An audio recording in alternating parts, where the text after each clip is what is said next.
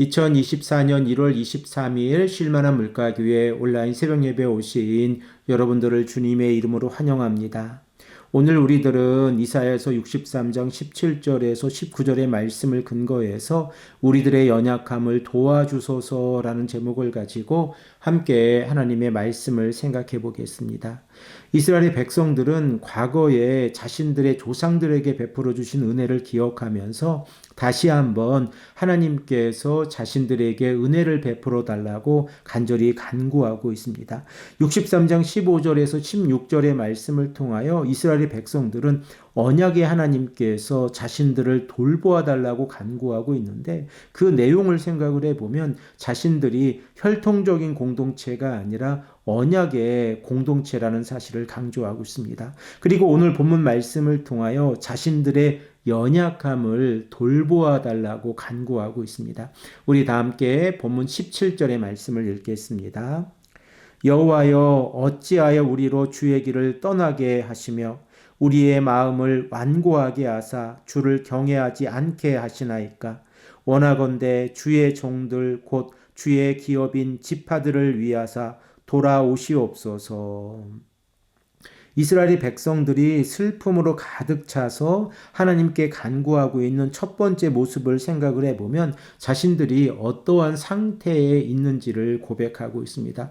그 내용을 세 가지로 나누어서 생각을 해볼 수 있는데 이스라엘의 백성들은 하나님 어찌하여 우리가 주님의 길을 떠나게 하십니까? 라는 질문을 던지고 있고 그리고 두 번째로 하나님 어찌하여 우리들의 마음을 완고하게 하십니까? 라고 부르짖고 있습니다. 그리고 세 번째로 그 결과 하나님 우리가 하나님을 경외하지 않고 있습니다. 라고 고백을 하고 있습니다. 이스라엘의 백성들의 고백은 결코 하나님께서 자신들의 마음을 완고하게 하셔서 죄를 짓게 하셨다는 원망의 목소리가 아닙니다. 이러한 표현을 통하여 이스라엘의 백성들은 자신들의 무능함을 한탄하고 있습니다. 아무런 능력도 가지고 있지 못해서 자신들의 죄 가운데에서 빠져나오지 못하고 있는 모습을 하나님 앞에 고백하면서 간절히 간구하고 있는 것입니다.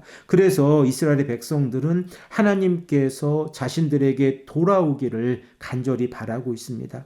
본문 18절의 말씀을 보면 이스라엘의 백성들이 이렇게 하나님의 길을 떠나 자신들의 마음이 완고해지고 여호와 하나님을 경외하지 않게 되었을 때에 하나님의 거룩한 성소가 폐허가 되어졌다는 사실을 고백하고 있습니다. 우리 다 함께 18절의 말씀을 읽겠습니다.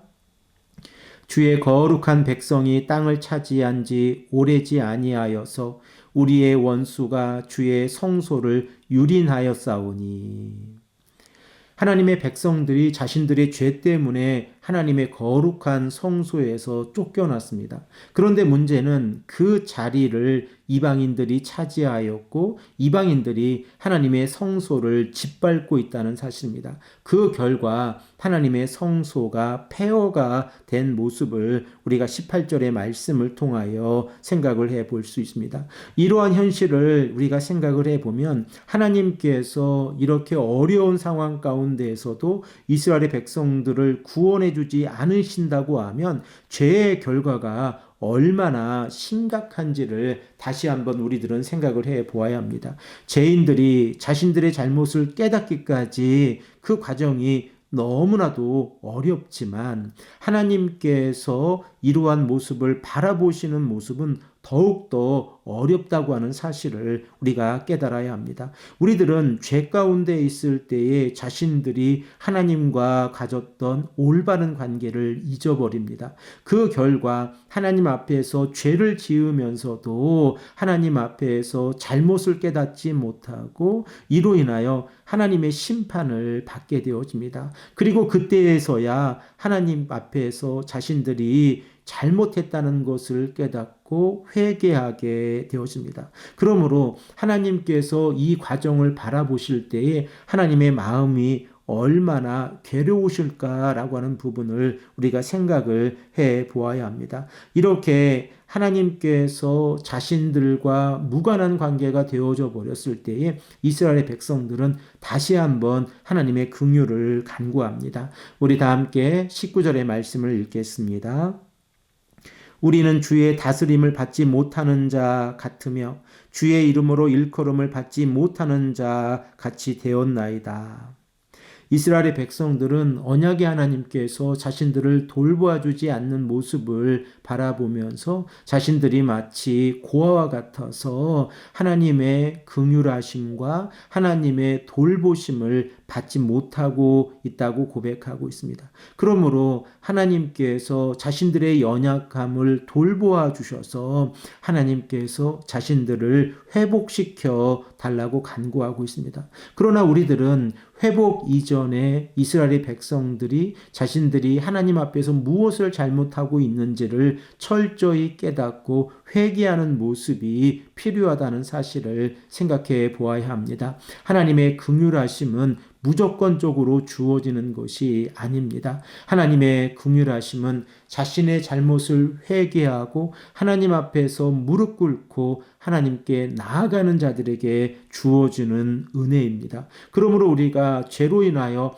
하나님과 멀어져 있었을 때에 우리들은 하나님의 은혜를 깨닫지 못하고 죄 가운데에서 방탕한 삶을 살아가게 되어집니다. 그 결과, 죄의 결과가 얼마나 심각한지를 깨닫고 난 후에야 회개하게 되어지고 하나님의 은혜를 간구하게 되어진다는 사실입니다. 그러므로 우리가 이 땅을 살아가면서 죄를 짓지 않도록 하나님과 올바른 언약의 관계 안에서 행복한 삶을 살아가도록 노력하고 애쓰는 모습은 너무나도 소중합니다.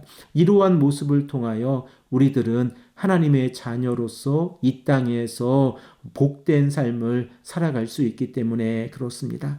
이 아침에 우리가 간절히 기도할 때에 하나님의 은혜가 우리의 믿음의 공동체 안에 가득 넘치기를 소망합니다. 하나님께서 우리들의 연약함을 돌보아 주시고 우리들의 간절한 간구를 들어주셔서 오늘도 우리에게 응답해 달라고 하나님께 간절히 간구하시는 귀하고 복된 성도님들이 되시기를 간절히 축복합니다. 함께 기도드리겠습니다. 아버지 하나님 감사합니다. 오늘도 우리에게 말씀하셔서 우리가 하나님 앞에서 자신의 연약함을 간구할 때에 하나님의 은혜가 임한다는 사실을 깨닫게 하시고 우리로 하여금 하나님 앞에서 하나님의 긍휼하심을 받고 그리고 올바른 관계 가운데에서 살아갈 수 있도록 인도하여 주시옵소서. 하나님의 은혜를 간구하는 복된 하루가 될 수 있도록 인도하여 주시옵소서. 감사드리오며 사랑에 많으신 예수 그리스도의 이름으로 간절히 기도합니다. 아멘.